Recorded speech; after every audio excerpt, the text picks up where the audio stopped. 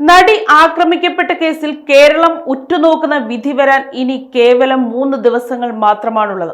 2017 മുതൽ ആരംഭിച്ച നിയമ പോരാട്ടത്തിനാണ് വർഷങ്ങൾക്കിപ്പുറം അവസാനമാകുന്നത്. കേസിലെ 8ാം പ്രതിയായ ദിലീപിന്റെ ഭാവി എന്താകും എന്നതാണ് എല്ലാവരും ആകാംക്ഷയോടെ ഉറ്റുനോക്കുന്നത്. ദിലീപ് അഴിക്കുള്ളിലേക്കോ അതോ പുറത്തേക്കോ എന്ന് മാത്രമാണ് ഇനി അറിയേണ്ടത്. കേരളം മുഴുവൻ ഞെട്ടലോടെ കേട്ട സംഭവമായിരുന്നു ഓടുന്ന വാഹനത്തിനുള്ളിൽ പ്രമുഖ നടി ക്രൂരമായി ആക്രമിക്കപ്പെട്ട സംഭവം. ആദ്യം പൾസർ സുനിയിലും മറ്റു കൂട്ടുപ്രതികളിലും മാത്രം ഒതുങ്ങി നിന്ന അന്വേഷണം പയ്യെ ദിലീപിലേക്ക് ചെന്നെത്തുകയായിരുന്നു.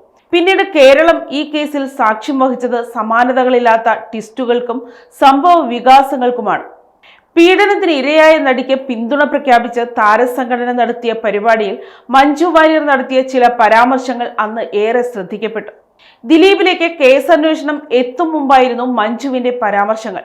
ഈ സംഭവത്തിന് പിന്നിൽ നടന്നിരിക്കുന്നത് ഒരു ക്രിമിനൽ ഗൂഢാലോചനയാണെന്നും ഈ ഗൂഢാലോചനയ്ക്ക് പിന്നിൽ പ്രവർത്തിച്ചവരെ നിയമത്തിന് മുന്നിൽ കൊണ്ടുവരണമെന്നുമാണ് മഞ്ജു വാര്യർ അന്ന് പരിപാടിയിൽ വെച്ച് പറഞ്ഞത്. വൈകാതെ കേസന്വേഷണം ദിലീപിലേക്ക് എത്തിച്ചേരുകയും അറസ്റ്റിലാവുകയും ചെയ്തു. 85 ദിവസത്തോളമാണ് ദിലീപ് ജയിലിൽ കഴിഞ്ഞത്. പിന്നീട് പഴയ താരത്തിളക്കത്തിലേക്ക് ഉയരാൻ ദിലീപിന് കഴിഞ്ഞിട്ടില്ല. യുവനടിയുടെ ഇടപെടൽ കാരണമാണ് താനും മഞ്ജുവും തമ്മിലുള്ള ദാമ്പത്യം തകർന്നത് എന്നാണ് ദിലീപ് വിശ്വസിച്ചിരുന്നത്. ഈ വിരോധത്തിലാണ് പൾസർ സുനിക്ക് കൊട്ടേഷൻ നൽകിയത് എന്നാണ് അന്വേഷണ സംഘത്തിനെ കണ്ടെത്തൽ.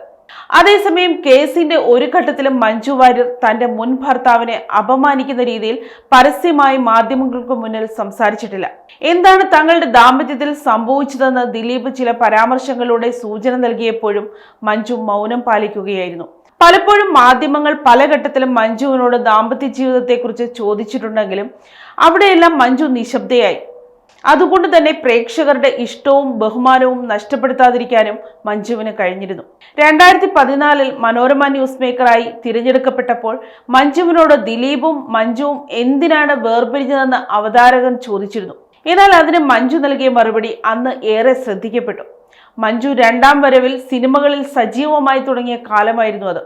ഒരിക്കലും ദിലീപിനെ കുറ്റപ്പെടുത്തുകയോ തന്റെ ഭാഗമാണ് ശരിയെന്ന് സ്ഥാപിക്കാനോ മഞ്ജു ശ്രമിച്ചിട്ടില്ല. പറയാനും കേൾക്കാനുമൊക്കെ വേദനിക്കുന്ന ഉത്തരമാണെങ്കിൽ അത് പറയാതിരിക്കുന്നതാണ് നല്ലത്. അത് അങ്ങനെ തന്നെ ഇരുന്നോട്ടെ. അത് തികച്ചും വ്യക്തിപരവും ഏറ്റവും ബഹുമാനിക്കുന്നതുമാണ് ആ സ്വകാര്യത എന്നുള്ളത്. എന്റെ മാത്രമല്ല അദ്ദേഹത്തിന്റെയും. അതിനെ മാനിച്ചുകൊണ്ട് ഞാൻ ഉത്തരം പറയുന്നില്ല.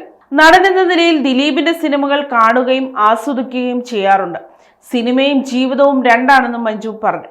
നടി ആക്രമിക്കപ്പെടുന്നതിന് വർഷങ്ങൾക്ക് മുൻപാണ് മഞ്ജു ഈ ഉത്തരം നൽകിയത്. ദിലീപുമായി വേർപിരിഞ്ഞിട്ട് 10 വർഷങ്ങളായെങ്കിലും ഇതുവരെയും ഇത് സംബന്ധിച്ച പരാമർശങ്ങളൊന്നും മഞ്ജു നടത്തിയിട്ടില്ല. നടി ആക്രമിക്കപ്പെട്ട സമയത്ത് പോലും മഞ്ജു ഇക്കാര്യത്തിൽ മൗനം പാലിച്ചു. അതിന് ഏറെ വിമർശനങ്ങളും മഞ്ജു അന്ന് നേരിടേണ്ടി വന്നിരുന്നു. News desk, Kottarakkara media.